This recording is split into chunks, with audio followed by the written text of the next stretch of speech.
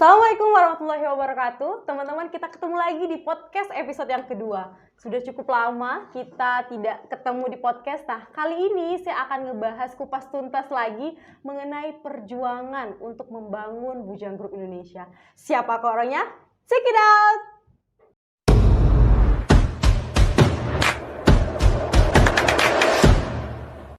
Nah, di sebelah saya itu kita kedatangan bintang tamu ada Pak Lukman Hakim Prasetyo, Bapak selaku owner dari Bujang Group Indonesia sendiri ya Bapak ya.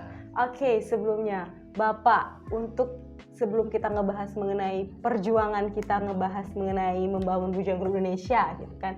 Sebelumnya Bapak boleh dong Pak kenalan gitu kan, namanya siapa, terus dari daerah mana. Mungkin teman-teman yang nonton ini akan lebih jauh kenal lagi dengan Bapak. Silakan Pak. Makasih, jadi selamat datang Kak Irsya dan Kak Sarif. Kenalan dulu ya, nama saya Lukman Hakim Prasetyo, biasa dipanggil Lukman.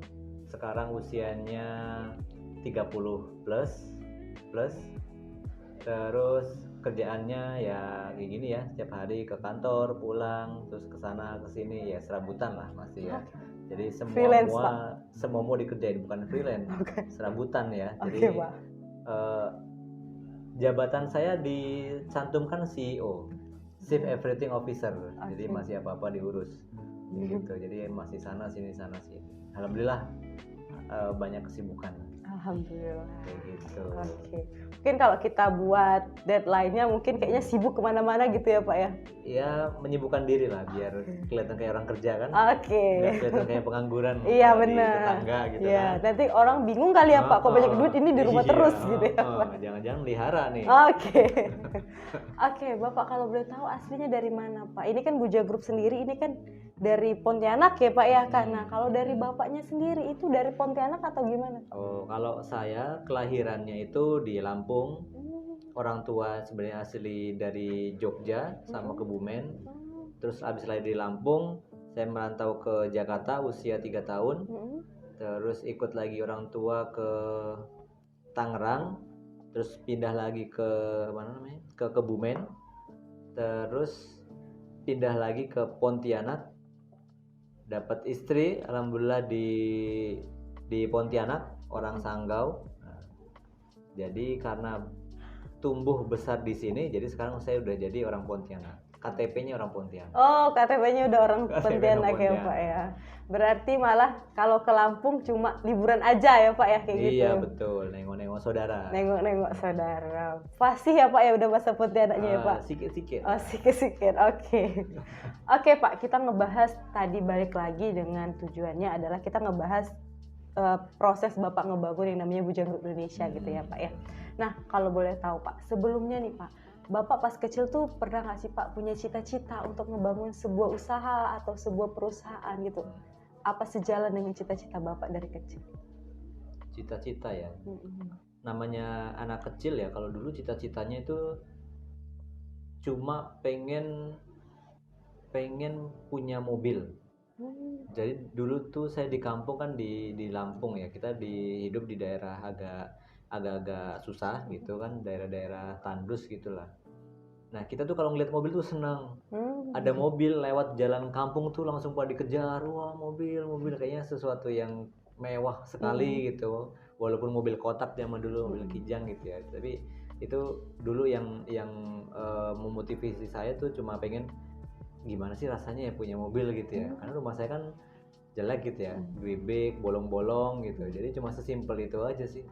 Waktu kecil ya, waktu kecil. Jadi makin sekolah timbullah tuh pengen jadi dokter lah, pengen jadi polisi lah, berubah-berubah lah ya. Namanya anak kecil ya labil kan, nggak tahu kan mau jadi apa gitu. Jadi kalau impian sendiri saya nggak pernah tahu bahwa untuk mencapai suatu impian itu bisa lewat jalur apa aja. Ada kan kalau sekarang kan udah paham ya, ternyata ada jalur wirausaha, ada jalur karir, ada jalur profesional, ada jalur politik mungkin ya, ada jalur apapun itulah, artinya banyak jalan untuk mencapai cita-cita. Dan alhamdulillah rezekinya di usaha itu mulai muncul itu di waktu mulai waktu mulai merantau dari lulus STM.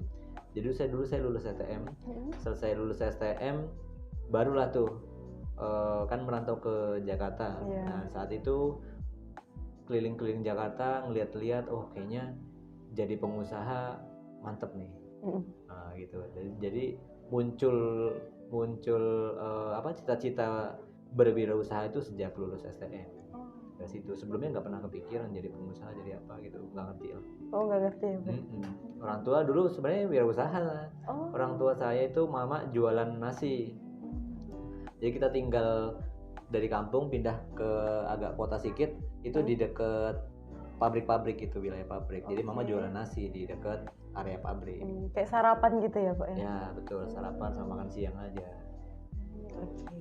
Pak, Bujang Group ini kan sekarang kan bisa dibilang perusahaan atau di bidang F&B yang mungkin orang bilang ini yang paling terkenal di kota Pontianak ya Pak ya, kayak gitu kan. Nah, dan alhamdulillahnya kita juga udah punya cabang ya Pak ya, Pontianak, Kuburaya, Singkawang, bahkan di Jakarta pun ada gini. Kurang lebih 30 cabang ya Pak ya? Iya lebih lah ya. Iya ya kan Pak, kurang lebih 30 lebih cabang ya. Pak, kalau boleh tahu, boleh diceritakan nggak Pak perjalanan untuk mencapai ini itu seperti apa sih Pak, struggle-nya gitu. Mungkin teman-teman yang nonton juga pengen tahu nih Pak. Karena orang nih kan taunya gini, wah udah keren kayak gitu ya Pak ya. Udah sekarang nih kayak gila gitu ya Bujang Group. Nah tapi kan orang nih nggak tahu nih Pak perjuangannya seperti apa. Mungkin ini akan menjadi motivasi untuk teman-teman yang nonton mungkin ya Pak ya, yang ingin yang baru mau berkarir atau yang mungkin dari cerita Bapak mereka menjadi motivasi untuk bekerja ataupun yang lainnya. Mungkin dari Bapak mungkin boleh diceritakan. Ceritanya panjang. Oke. Cukup itu ya Pak ya, ceritanya panjang. Oke. Ya kan masuklah scene-nya lagi kan, scene zaman-zaman susah gitu kan ya. Tapi nggak bikin animasi enggak ya? Enggak dong. Apa editornya mabok habis ini kan. Jadi ya ceritanya memang betulan panjang ya, karena kan itu proses yang nggak singkat dari zaman saya waktu masih sekolah sampai sekarang. Cerita singkatnya gini, jadi saya ini kan lulusan STM ya, apa STM tau ya, STM ya? SMK itu ya? SMK betul, SMK otomotif. Otomotif Pak? Otomotif. Bukan kayak boga gitu ya Pak ya? Bukan, saya nggak bisa masak. Nggak bisa masak dan nggak suka masak. Saya sukanya makan aja. Jadi waktu lulus SMK itu tadi ya yang awal kenapa bisa punya cita-cita usaha kan dari lulus SMK itu kan niatnya kalau orang sekolah SMK kan lulusnya mau kerja ya, ya kan bukan mau kuliah lagi, bukan mau apa namanya jadi profesor, doktor apa dokter gitu kan enggak. Jadi selesai STM ngelamar lah tuh saya kerja di beberapa perusahaan, di Astra, di Toyota, Daihatsu, terus di perusahaan-perusahaan alat berat di Jogja gitu. Nah, saya ngelamar, pede nih, saya termasuk nilai 5 tertinggi lah di sekolah saya, lulusan 5 terbaik gitu kan. Pede lah, dengan nilai yang matematika senilai 10, bahasa Inggris 9,8, terus apalagi itu bahasa Indonesia 9, tinggi-tinggi lah, pede gitu kan. Lamar lah tuh di banyak perusahaan. Alhamdulillah nggak ada yang diterima. Nggak ada yang diterima. Jadi saya ngelamar ke banyak perusahaan kayak gitu, loh nggak diterima nih, kurang apa nilai saya gitu kan. Ternyata kan kalau kerja di pabrik itu kan dibutuhkan fisik yang bagus ya. Ya kan kayak Mas Arif nih kan agak berotot dikit tuh. Dulu saya lebih kurus lagi. Jadi ngelamar kerja nggak diterima, dianggapnya nggak punya tenaga kali ini. Kan? Dulu nggak pakai CV Pak? pakai CV, bikin CV nulis tangan CV gitu kan. Ya tapi alhamdulillah ya karena nggak diterima itu, akhirnya saya ikut bude saya kerja di Jakarta. Jadi bude bude ini anaknya, jadi sepupu saya buka usaha kontraktor. Nah ikutlah saya kerja di Jakarta. Nah terus sambil kerja itu ditawarin lagi lah, kerjanya tuh kerja bangunan dulu awalnya. Kerja bangunan, jadi ngaduk-ngaduk semen, ngecor, ngecat, terus bersihin WC. Nah, semua kerja-kerja bangun lah, masang karpet, ini masang gorden gitu ya. Ini nggak rapi nih, kalau saya masang harusnya lebih rapi. Siap. Kayak gitu-gitu lah ya, jadi kerjaan-kerjaan kayak gitu. Nah sambil kerja ada kesempatan buat daftar PTN, kuliah gratis gitu kan, kuliah gratis. waktu stan dulu di Jakarta. Oh, di stan. Terus ditawarin sama bude saya, "Man, lu masuk sini aja," katanya, "gratis sekolahnya." Waktu itu saya tolak. Ya sekolahnya gratis bude, tapi kan butuh biaya buat ongkos, buat makan, buat apa gitu kan. Iya. Jadi saya nggak mau awalnya. Terus bude ngeyakinin, udah nggak apa-apa, ntar lu gampang, tenang aja, dibantuin sama bude gitu lah, sama sepupu-sepupu kan banyak juga. Akhirnya diyakinin, ya udahlah, bismillah, coba aja daftar, gitu kan, nggak niat-niat banget, cuma daftar aja. Alhamdulillah keterima di stan, padahal nilai saya termasuk yang saya udah termasuk yang pesimis lah kan, nilainya juga nggak begitu bagus. Nah di situ tuh udah mulai kepepet, ya kan, udah keterima kuliah, kerjaan juga kalau pas lagi libur-libur doang ikut kerja, kalau nggak ada duit kan, akhirnya ya udah apa lagi nih kan. Nah setelah itu barulah kita ngerintis nih sama bude jualan lamongan pecel lele di pangkalan Kopaja, dulu ada Kopaja. Jadi kita jualan di situ, paginya saya belanja ke pasar, kuliah sampai sore, dari sore buka warung sampai malam, nah gitu terus tuh sampai berapa tahun gitu kan. Nah dari situlah tuh baru mulai wah ternyata usaha kuliner tuh kayak gini, capek tapi bisa kita siasati gitu kan, kayak gitu. Nah dari situlah tuh muncul keinginan nanti kalau selesai kuliah pengenlah buka usaha sendiri yang lebih gede, yang lebih mantep gitu kan. Kalau ini kan kayak warung tenda dulu kan gitu. Nah itulah dari situ, terus lulus kuliah, penempatan. Nah alhamdulillahnya penempatan tuh di kota Pontianak. Alhamdulillah. Padahal waktu pertama penempatan dengar kota Pontianak tuh mengerikan sekali ya.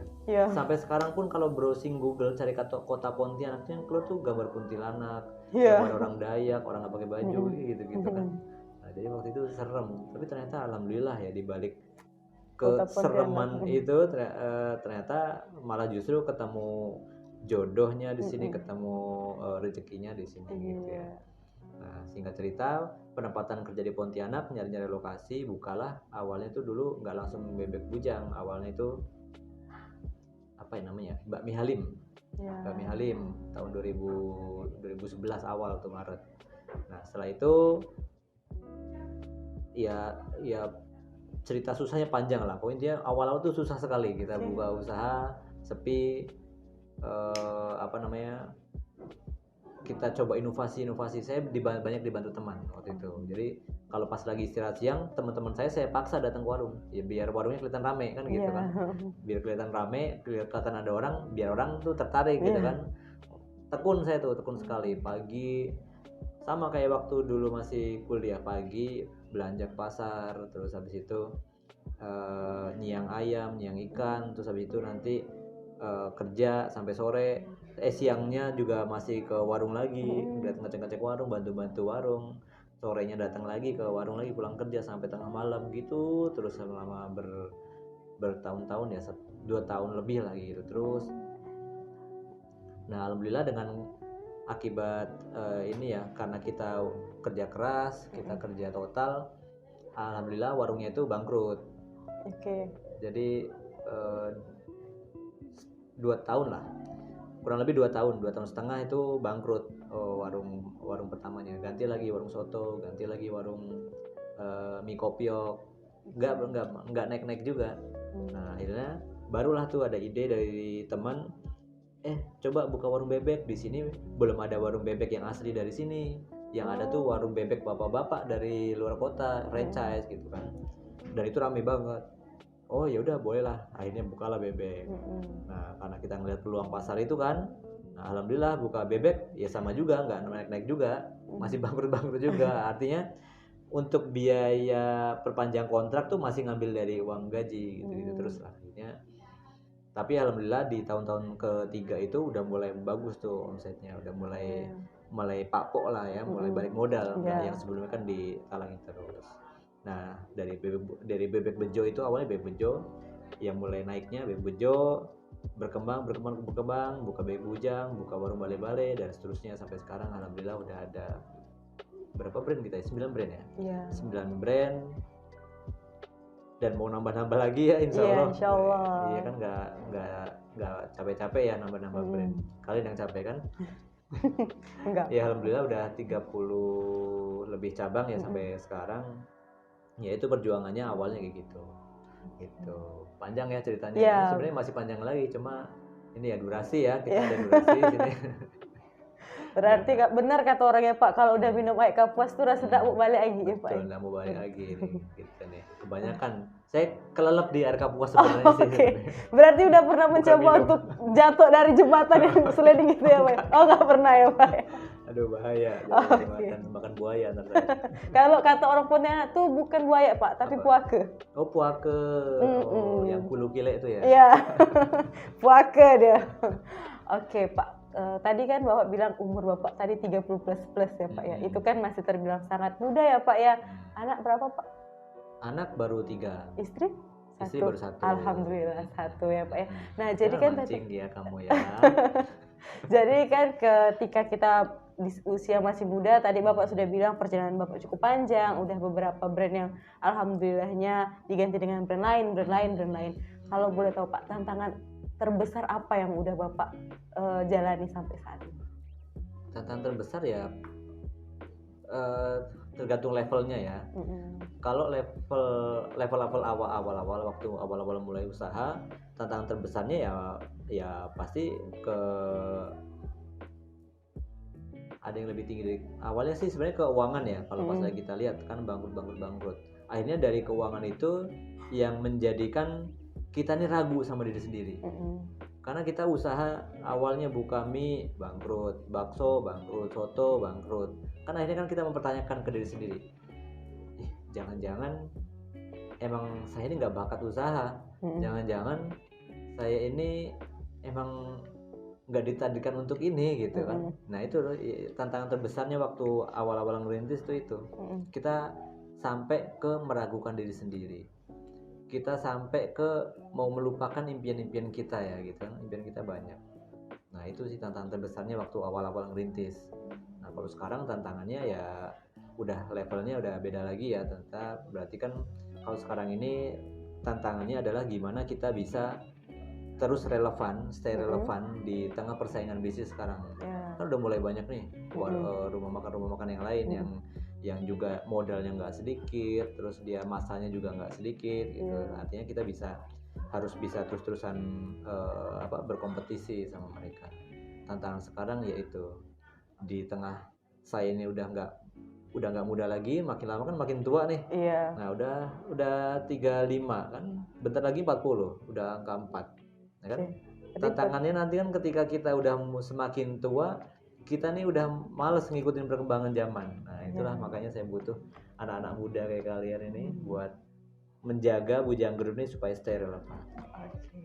Oke Pak, tadi sudah kita bahas tentang tantangan, gimana caranya Bapak give up dan lain sebagainya. Nah kalau boleh kasih saran Pak, tips dengan orang penonton yang ada di depan kita, tips apa sih Pak yang Bapak ingin berikan ke mereka, atau motivasi apa sih untuk teman-teman yang baru mulai berkarir atau yang nonton ini lagi kuliah, lagi sekolah. Nah teman-teman tuh pastinya membutuhkan motivasi yang lebih Pak untuk teman-teman tuh yang ingin berkarir, di mana sekarang tempat lapangan kerja semakin sedikit dan teman-teman yang lulus juga semakin banyak. Nah kira-kira motivasi dari Bapak untuk teman-teman yang nonton apa sih Pak?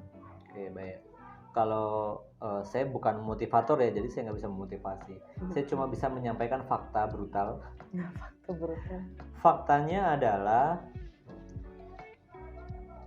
kita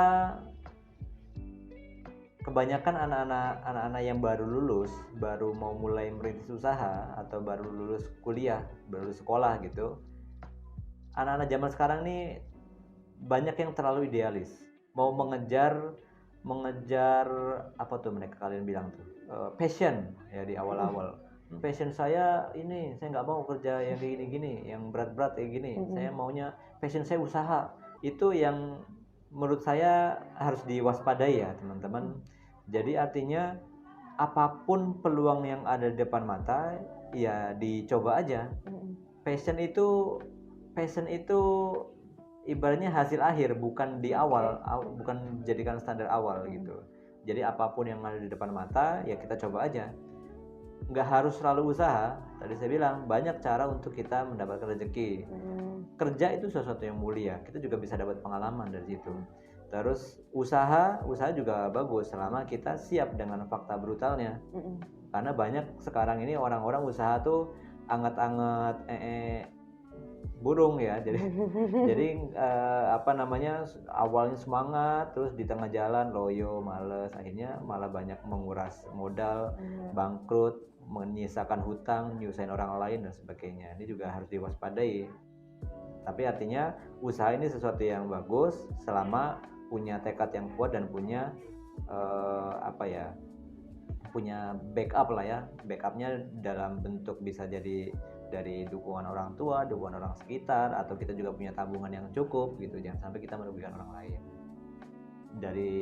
Untuk dari sisi usaha bisa juga profesional. Jadi banyak sekali cara, apapun itu ya coba dilakukan aja dengan baik, lakukan yang terbaik. Anak muda sekarang itu wajib punya spesialisasi. Ya, jadi ketika kita hebat akan sesuatu, kita mau mendalami sesuatu ya harus betul-betul hebat di situ, harus betul-betul excellent. Kalau kita nanggung-nanggung aja ya nggak akan jadi apa-apa. Ya gitu. Jadi mungkin itu masuk fakta brutalnya dan harus teman-teman waspadai. Jadi kita harus punya suatu keahlian khusus di mana itu bisa kita manfaatkan di kemudian hari. Di dunia yang udah semakin kompetitif. Iya, benar. Ya. Kita sekarang saingannya udah bukan sama orang lagi. Iya. Saingannya udah sama AI. Nanti karyawan udah nggak usah sebanyak ini. Kita pakai AI aja, nggak usah banyak-banyak mikir. Nanti udah langsung jadi konten sendiri, langsung ngekat sendiri, ada AI-nya. Bikin skrip sendiri ada. Benar sih, Pak. Bahkan nggak perlu saya pun udah ada AI yang nanti ngambil suara saya untuk ngomong suara saya. Iya, benar. Ya kan? Nah, itu siap-siap. Makanya kita harus punya sesuatu kelebihan, sesuatu keahlian yang spesifik, yang itu nggak mudah ditiru, nggak bisa diduplikasi di mata orang lain gitu ya. Kalau buat podcast kayak gini bisa sama mesin kayaknya bisa kali ya, Pak ya? Bisa. Nanti saya kasih linknya. Oh, jangan dong, Pak, kayak gitu. Jadi nggak ada kerjaan nanti ya? Iya dong. Oke, nah tadi teman-teman sudah Pak Lukman sampaikan bahwa kita nih sebagai geng Z ya Pak ya, Gen Z, di mana teman-teman Gen Z saat ini adalah kita harus mempunyai soft skill yang benar-benar yang kita pahamin dulu ya Pak ya, biar kita ke depannya tuh punya kompetisi yang dimana orang itu percaya sama kita. Kalau misalnya kita ke A mau ke B mau ke C mau, mungkin orang bingung mikir ini orang mau kemana kayak gitu ya Pak ya. Nah juga teman-teman silahkan buka di Instagram Bujang Group ya Pak ya. Kita juga lagi banyak buka lowongan kerja. Mungkin teman-teman yang di Gen Z nih yang baru mau berkarir, nah teman-teman silahkan apply di IG Bujang Group kita. Nah untuk closing statement nih Pak, apa sih Pak harapan Bapak untuk Bujang Group sendiri? Apakah ada kejutan-kejutan lain di tahun 2024 ini untuk pelanggan nih Bujang Group sendiri? Kalau kejutan dikasih tahu nanti nggak terkejut. Oke Pak. Ya, jadi harapan aja ya. Iya. Kalau harapannya Bujang Group yang saya harapkan dari dulu udah tertuang dalam misi kita juga. Harapannya mudah-mudahan di tahun 2024 ini kita makin luas menebar manfaatnya, makin banyak orang-orang yang bisa terbantukan dengan kehadiran kita, baik itu dari sisi customer. Kita bantu customer apa? Kita menyajikan makanan yang kualitasnya bagus, harganya terjangkau, pelayanannya bagus, ya kan? Kan kalau customer kan sekarang ini suka disuruh milih. Kalau mau harganya murah ya pelayanannya jelek. Kalau mau pelayanannya bagus, rasanya enak ya harganya mahal. Enggak, kita menghadirkan solusi buat customer.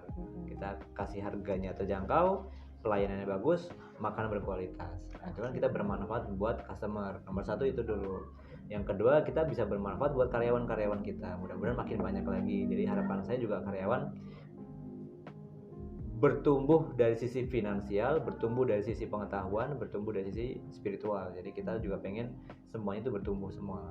Nah, setelah itu lingkungan ya, kita jangan lupa lingkungan ini juga suatu tanggung jawab kita bersama. Mudah-mudahan juga lingkungan di area Pontianak, Kalbar, Jabodetabek, di tempat di mana kita berada itu juga terus bertumbuh, diisi oleh orang-orang pemimpin-pemimpin yang baik, pemimpin-pemimpin yang bertanggung jawab. Nah itu ketika itu terjadi maka akan terjadi sinergi yang baik nih antara Bujang Group atau usaha-usaha sekelilingnya dengan daerah sekitar untuk bisa kita sama-sama tumbuh bareng gitu. Akhirnya insya Allah bisa menjadi suatu kebaikan bersama. Ya, sama-sama senang, sama-sama baik, sama-sama bermanfaat gitu ya. Itu harapannya. Berarti sesuai dengan jargon Bujang Group sendiri ya Pak, siap mendunia ya Pak ya? Siap mendunia. Oke, mungkin Bujang Group itu stay young, stay hungry. Stay young, stay hungry ya Pak ya? Iya, kalau itu jargon kerja. Jargon kerja. Oke, teman-teman itu tadi kisah perjalanan untuk membangun sebuah Bujang Group yang dimana sudah alhamdulillah kurang lebih 30 lebih cabang yang ada di Pontianak, terus ada di Kuburaya, Singkawang, bahkan ada di area Jabodetabek. Oke, sebelumnya terima kasih Pak Lukman sudah hadir di undangan saya di podcast kali ini. Semoga apa yang sudah Bapak harapkan akan tercapai di tahun 2024 ini. Amin. Dan semoga cabang-cabangnya semakin lebih banyak, mungkin tidak di Pontianak tapi bisa di luar negeri maupun dan lain-lain. Iya. Antri ya mau ke luar negeri? Boleh Pak. 3 tahun mau? Jangan Pak, nanti tidak menikah saya. Loh, justru dapat suami orang sana nanti. Nanti KTP saya di sana Pak berarti. Iya nggak apa-apa. Oke teman-teman, itu tadi podcast perjalanan kisah membangun sebuah Bujang Group. Terima kasih sudah menonton dan jangan lupa teman-teman boleh like, komen, dan subscribe di Instagram dan YouTube kita. Dan ketemu lagi di podcast selanjutnya. Dadah. Terima kasih Syam sama Sarif. Oke, terima kasih ya Pak.